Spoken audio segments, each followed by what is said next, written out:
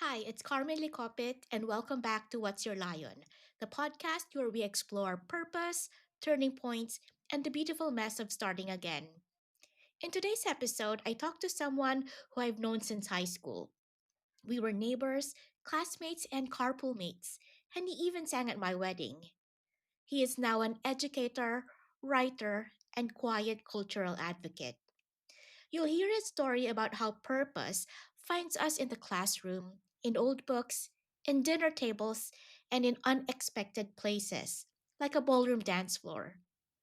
Paolo Paculan shares how he rewrote Florante at Laura, Ibong Adarna, and Noli Me Tangere in his own voice, with the lion of making them come to life for the next generation. We talk about food, language, parenting, and the beautiful contradiction of teaching while still learning who you are. And in the end, Pa will share his quietly powerful reflections on his lion. So whether you're a teacher, a creative, a parent, or just someone still figuring things out, I think this one will stay with you. Let's get into it.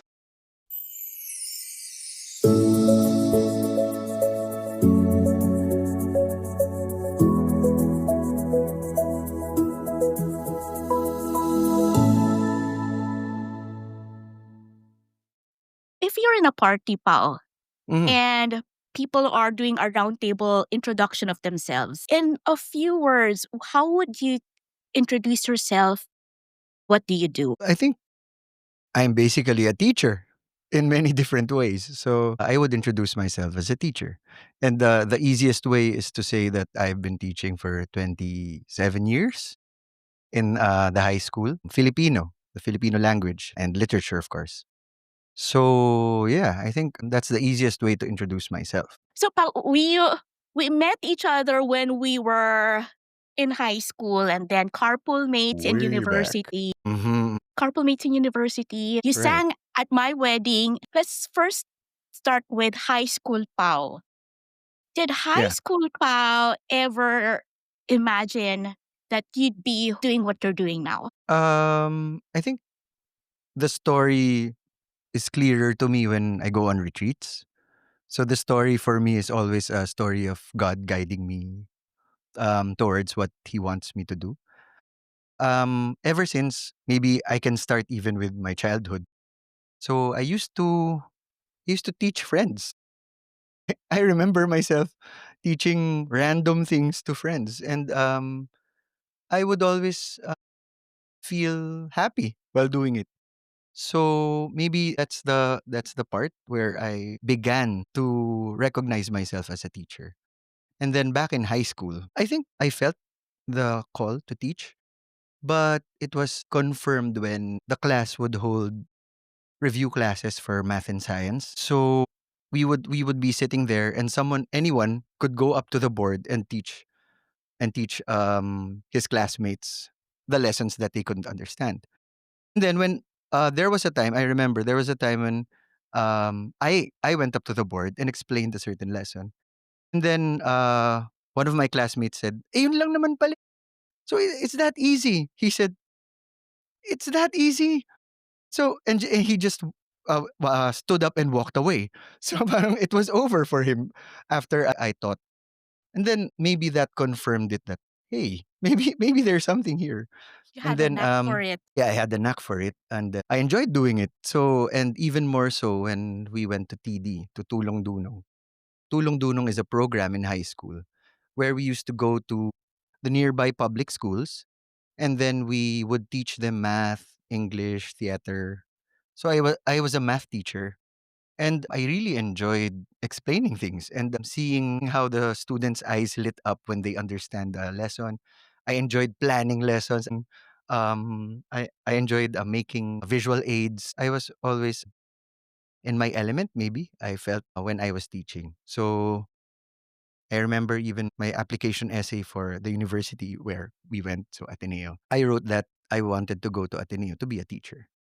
So maybe it was part drama, maybe it was part something that I knew that they wanted to hear, but also maybe it was maybe that I just voiced out. that I responded to in different ways. Was there any one person that nudged you towards becoming a teacher or an educator? I used to look up to teachers who were good. And then and I used to critique the other teachers who were not as good, or maybe when they do something that's not pedagogically sound to my Mm. very young brain. I would recognize it. And I would recognize if they made mistakes in how they formulated questions. So there was this instinct maybe that was developing ever since I was in grade school. And then I had this teacher, Mr. Bailon. Sir, if you're listening to me from anywhere, from even from heaven. So, sir, you were instrumental. He taught us this way of computing the square root, which was a shortcut of what was usually taught. And then he named it after himself. He named it the Bailonian theorem. And then it was funny, but it was also inspiring for me because wow, you can actually create a new method of teaching something that will be effective for your students. So I remember that moment when I laughed and at the name. It was audacious and it was diba? It was boastful, but also it was very inspiring to me that you can contribute to the world's knowledge of how things are taught. So that was one. And then it was a string of teachers that I had, some teachers that I admired. There was this substitute teacher for history, which I was always bad at, but when he substituted, it was like I was entertained the whole time. I was learning things. I admired him for that. And I recognized what my teachers would do that was good. And then I had teachers who I got very close to because I admired them as teachers also and as people. And one of them is even my spiritual director until now. So Father Vic Baltazar, so who taught me Filipino, by the way, who taught me the things that I'm teaching now. And he's still a very good friend and confidant and spiritual director. So all these amazing teachers served to maybe model what good teaching was for me, and then to inspire me that it's possible to live a good life while being a teacher. What led you to teaching Filipino? I was writing poetry since maybe first year high school. It wasn't good poetry. It was just poetry. So I just wanted to write. But then I remember this specific day in third year high school when I realized that hey, why are all my poems in English? So why don't I start writing in Filipino? So ever since that day, parang I'd been maybe choosing Filipino over English. Of course, I still write in English, but I usually I tend to choose Filipino. And then I realized that I don't know if it was TD or maybe the other brainwashing moments that Ateneo did to us. But when you want to fulfill the motto of Ateneo of being a man for others, mostly you need to speak Filipino. So maybe that was what I realized. And then back in our college days when we were members of ASIL, so you didn't list that as one of our. Ateneo Catechetical Instruction League? Yes, Ateneo Catechetical Instruction League. When we would go to depressed communities and teach catechesis. So that was maybe what really cemented things for me that if you want to serve, you really have to be good at the language of those who you are serving. I tried to develop it in myself. I tried to listen to how people speak, to understand their vocabulary. And then eventually, I realized that other people might be like me, might need that kind of training so that they can serve other people better. So that's why I gravitated towards Filipino. Being a teacher, it's what I enjoy, it's what I love doing. So it's actually a very selfish decision also to be able to form myself in the Filipino language because I wouldn't be able to enjoy myself if I didn't have that because I like interviewing people, right? Because I was a communication arts major, so we had journalistic assignments, and then I enjoyed making documentary films, and you had to be good at interviewing people, at speaking their language and understanding what they were saying. So yeah, and I enjoyed reading poetry, reading stories in Filipinos. It was I would never say that it was always about serving, but maybe that's the reason I want to believe that it's because I want to serve and I want to help other people serve, but also I want them to experience that maybe the happiness that I enjoy by speaking with others and Right. connecting with them. You wear many, many hats, Pao, but it seems like the common thread is that you're an advocate for the Filipino language, the Filipino culture. And one of the things that you did was rewrite the Filipino classics or translate the Filipino classics, Florante, Laura, Ibong Adarna. So what was your intention? What was your lion behind giving those classic books new voices? Again, it sounds very great, no, what I did, but it was actually just born of trip lang. I just wanted to do Mm. those things. So there was this time I was teaching Florante at Laura, and then I wanted to give it away. I wanted to give it away to because I knew that many students and didn't have copies. So I wanted to give it away. So I was looking for a way to do that. So the only way to do that was to make my own version, right? So I was looking for, well, there was this internet version, so I tried to edit it, and then that sent me on a very long journey of looking for what Balagtas actually wrote. Because so there's this project that people call the critical edition. So we have piano pieces, we have the books of the Bible, which are contested, which do not have a single original version. Even Shakespeare, we don't have a single original script version. So people had to piece that original version together from different extant versions. It sent me on this very long journey of looking for those versions and looking at each line, trying to understand what it said, and then deciding which was the most correct. So, and it was just a nerdy pleasure. That's what I call it. It was a nerdy pleasure for me to do it. But eventually, someone said, "We want to publish it." Okay, so that gave me something to. It gave me the motivation to finish it, right? So eventually, I finished it. I annotated it. I did my best. And then, so eventually, thankfully, it became the book that the students are actually using.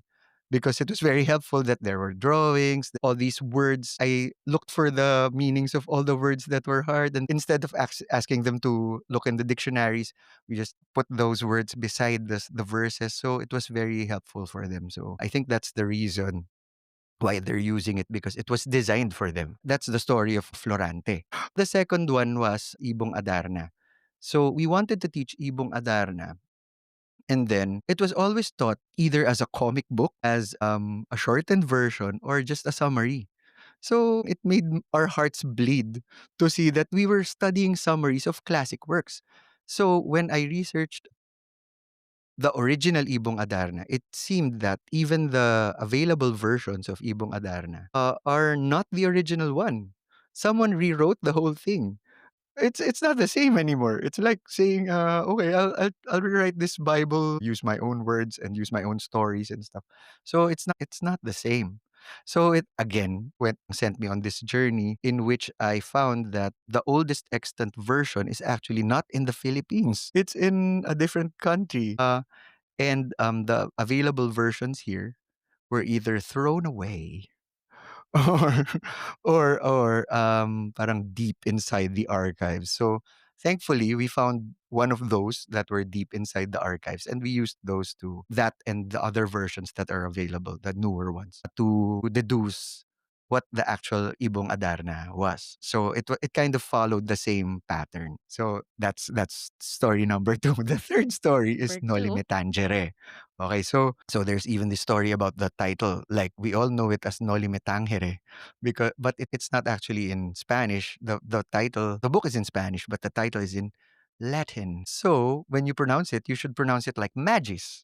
Like it's not magis, it's magis. It's angelicum. It's all these terms. So it should be Noli Me Tangere anyway. So the real story is I substituted for one of my co-teachers. So he was out for a month. Then I had to teach his class. And they were just about to have a long test about this certain chapter. And then when I asked them to read, so they were reading in front of me. So we have that. We have reading sessions. So They were reading in front of me. Then I noticed that all their brows were furrowed. And then all of them were having a hard time. So, and this is a textbook that we were reading for years, for maybe even a decade. And then on that year, we noticed that, hey, they don't understand it anymore. So there's this language attrition. There's their level of language is changing, or their vocabulary is changing. So I said, wait, why don't I record it for you? Okay. So why don't I make an audiobook version for you? So they said, okay, sir. So I tried to do it, but then I was afraid that, I don't know why. It shouldn't have been a concern, but I was afraid that there would be copyright issues. Right? So, but actually, maybe it was also a nerdy pleasure. So my meager Spanish, parang background, which I got from college, I tried to use it to translate that chapter. It was just one chapter, and I got as far as the second paragraph. So it was really hard. So I got as far as the second paragraph. So I managed to record the original one, which I tried not to record.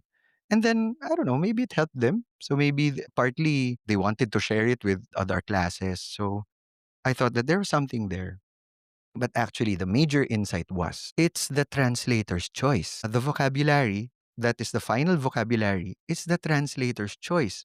Because I could have translated this sentence in so many ways.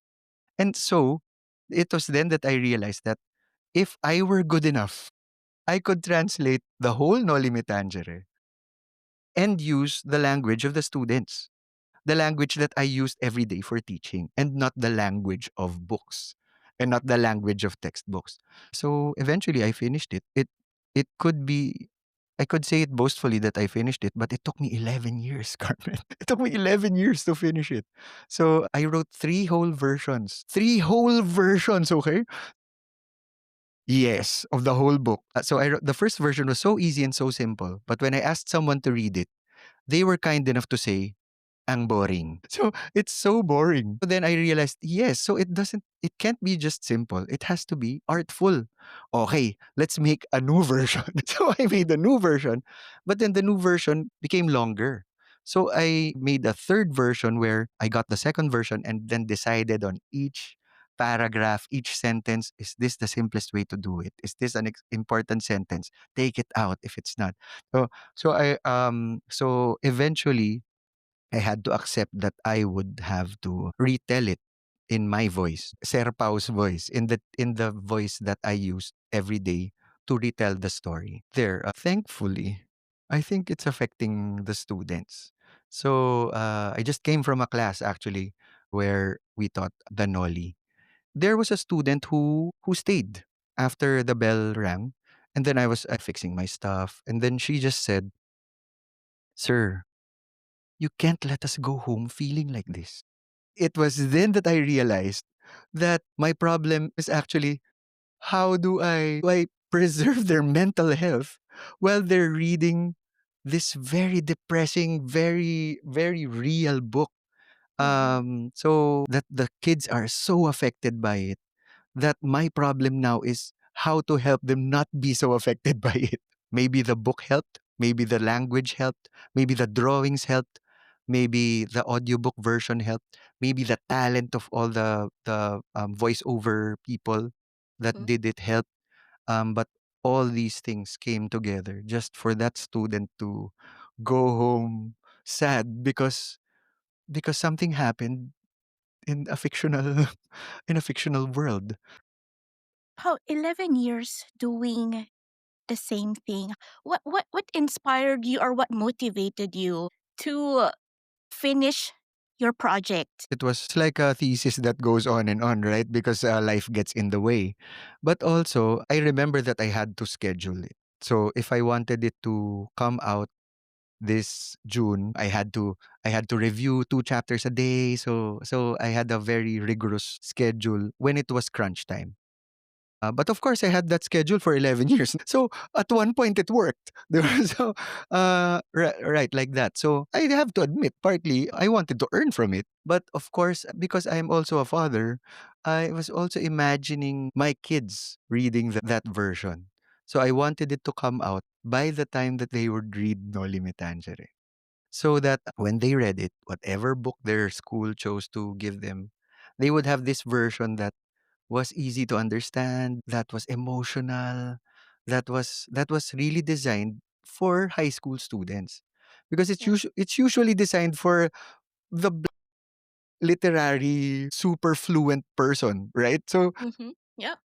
they don't usually people don't care who their audience is, and when the people do that, they just write for themselves. But because every day I have to be in the high school classroom, even if I write for myself, I think the mindset is always, what will my students understand? So it's not I think I actually told my students, it's coming out next year and you're going to be in the acknowledgments, because if not for you, if not for this year, when we retold it to each other, when we laughed at certain parts, when we got angry at certain parts, maybe that's what guided me to actually bring out all these parts so that they would enjoy it as much as that batch Yep. did. Yep. I remember having to read Noli Me Tangere, and it was very difficult. Now I struggled.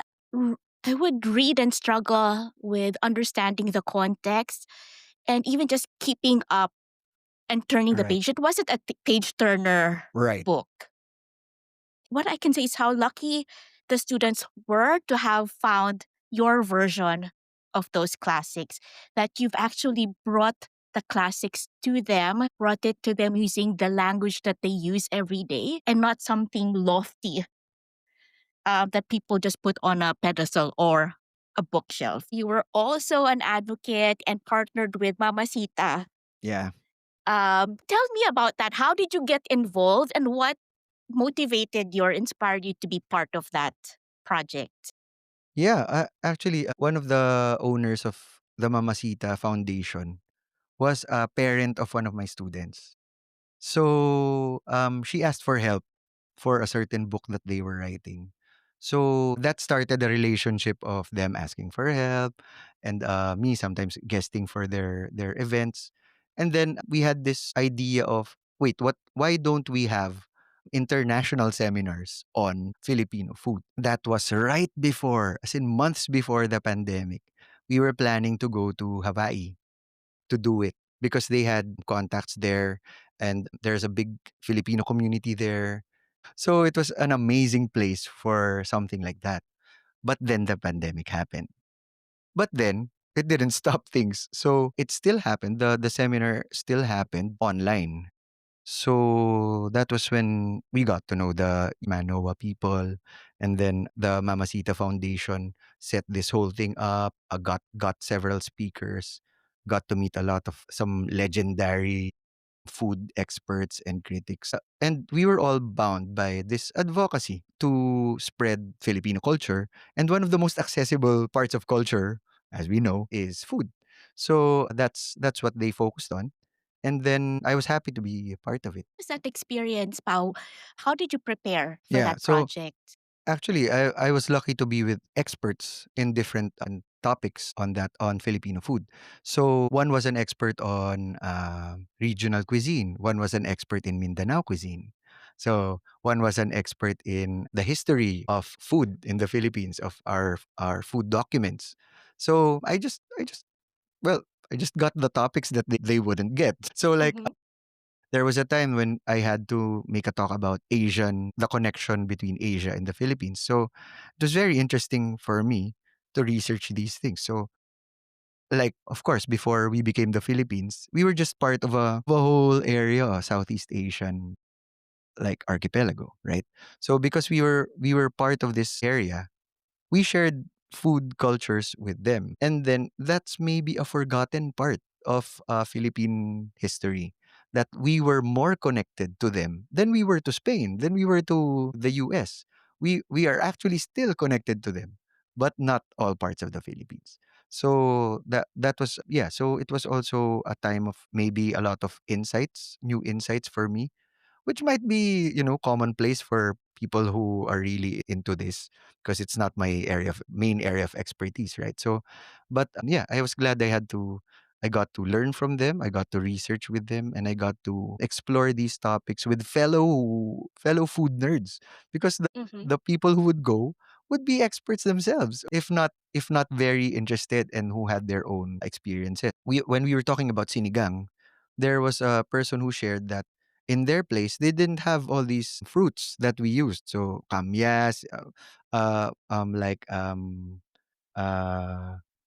anong tawag dito? Sampalok. So all these things, they didn't have these. So what they used were the sour fruits in their area, which happened to be strawberries. So they have strawberry sinigang.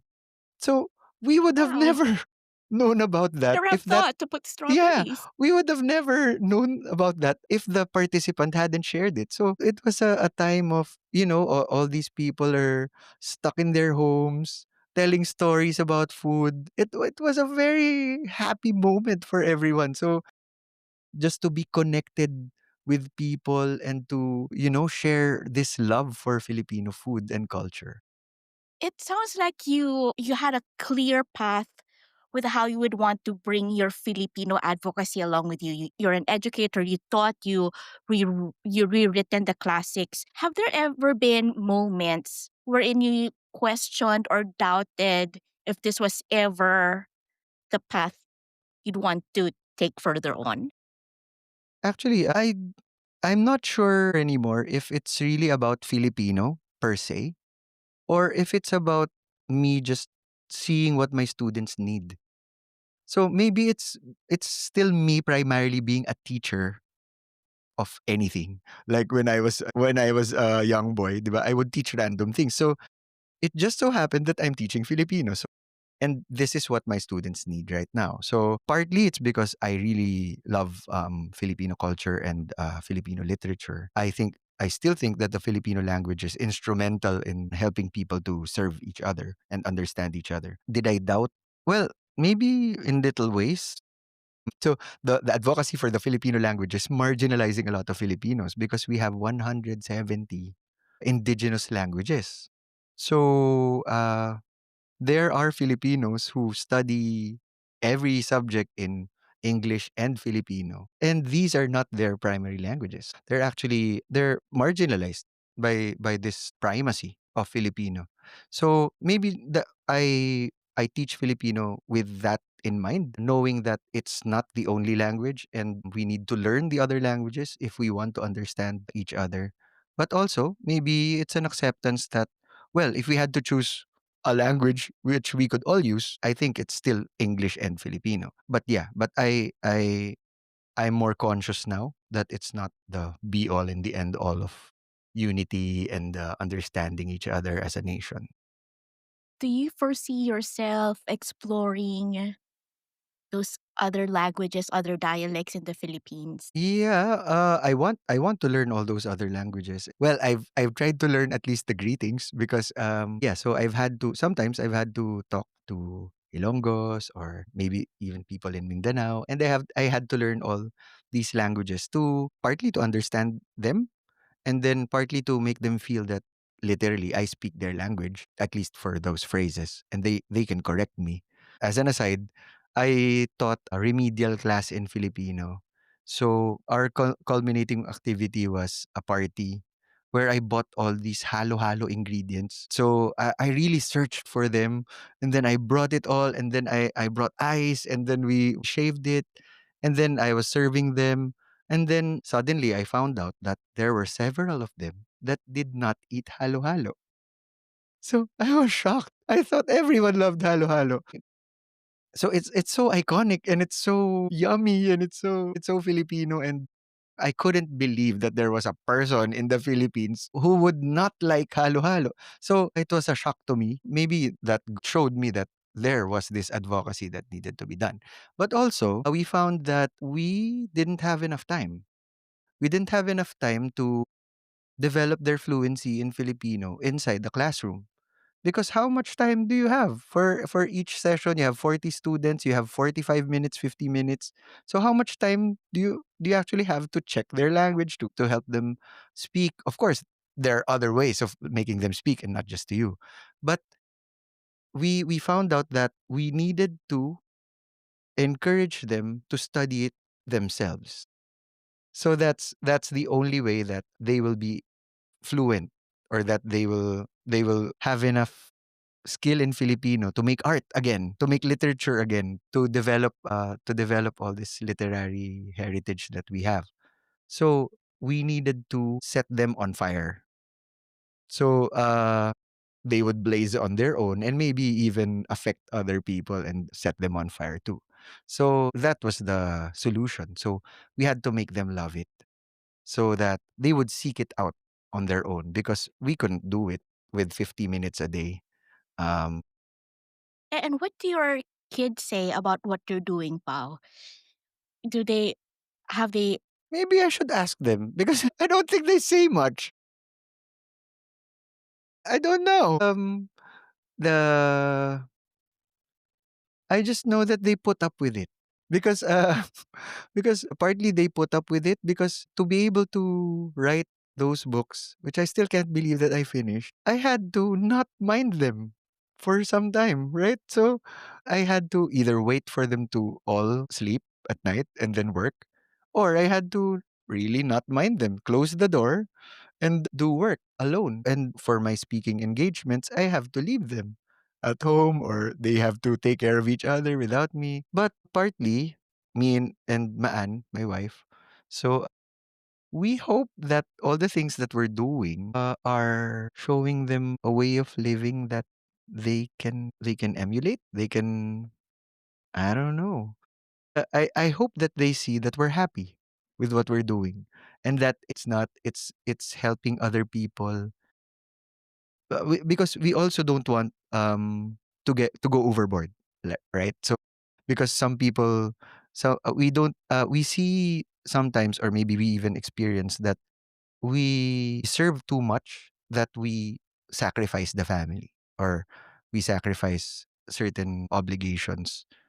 So maybe that struggle to balance everything, to help people grow, but to also grow yourself and to take care of yourself while taking care of other people. I think all this struggle might be educational also for them for them? because they're going to face the same decisions. They're going to have the same struggles with their own kids and with their own jobs and with all the things that they can do because they're also very talented. So we hope that we've put them on the right path. Yeah, and we hope that when they remember the way we lived our lives, maybe they'll see what the good stuff and the bad stuff.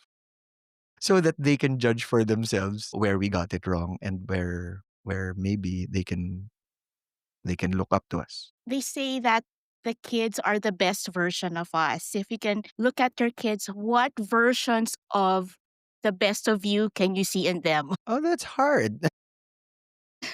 I I usually feel the brunt of all the oh that's some negative thing you got from me or that's some flaw that you inherited from your mom. So yeah, yeah. So that's a difficult question, but maybe there's this fearlessness to pursue growth in different directions. Maybe because, well, they can be dancers, musicians, actresses, actors, uh, good in math, good in literature, good in writing, excellent in studying. So they can be all these things at the same time. I think maybe the sabugness of it, the scatteredness of our lives might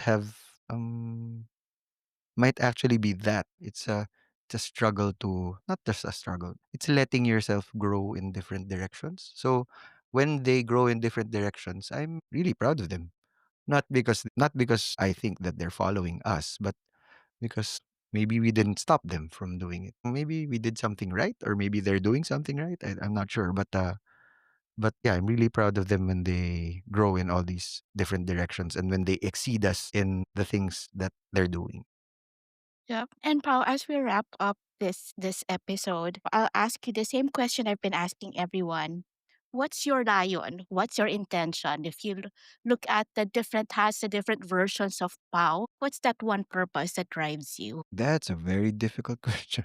Well, again, I have to frame it in terms of what God wants me to do, which I believe is something that will make me happy. So I always try to talk to Him. and to ask him what needs to be done. And it's usually the important things like family, taking care of myself, like serving others. Maybe I don't know, it's that general maybe. It's not this one single direction, but it's all those directions at the same time because maybe it's a whole package of things that God prepared for me to be happy. So I'm very happy with that package and to even accept new things that I haven't uncovered in that package. So like recently, a few years back, I participated in a dance recital. Yeah, That's yeah. interesting. Okay, That let's no, share what happened, Pao. I don't know. And It did was you win?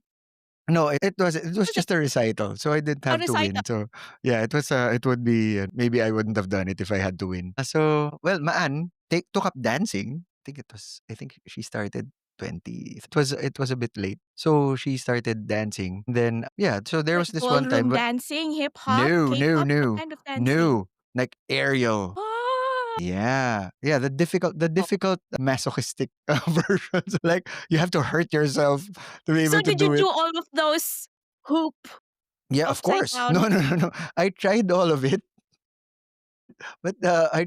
but it was too painful. Ano, I got dizzy. So we went into the first one that you said. We went into ballroom dancing. So yeah, I studied ballroom dancing. So, some people were saying, "Di ba pang matanda yan? Isn't that for old people?"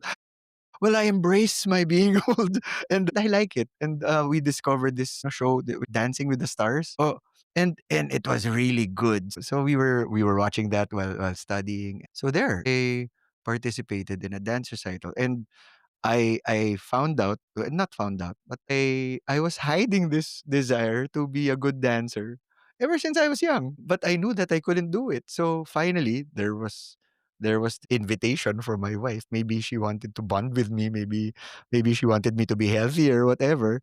But then I learned that in after much struggle that I could dance. So Yay! yeah, so yeah, that's an example of a certain part of the package that I unlocked just well a few years ago. So yeah, so I'm still surprised by what God has in store, and that's amazing for me, and yeah, yeah, it keeps me happy. Yep, and I'm sure there's still plenty of unpacking and Yes, discovery for yes. you and yeah, for us.